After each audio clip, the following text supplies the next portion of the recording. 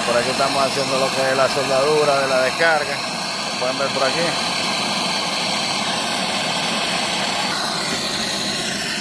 Mismo quedó la soldadura. Vamos a ver por aquí por el filtro de la válvula de servicio.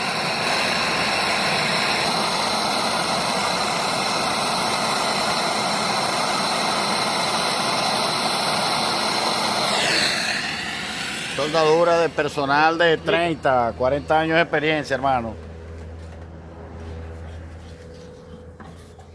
Por aquí estamos colocando ya, fijando las partes eléctricas, tanto el capacitador de arranque como el capacitador de mantenimiento. Vamos a colocarlo porque es la parte del relay y su respectivo térmico. No le vas a pegar ese térmico ahí. No. Déjalo sin el térmico pegado al compresor.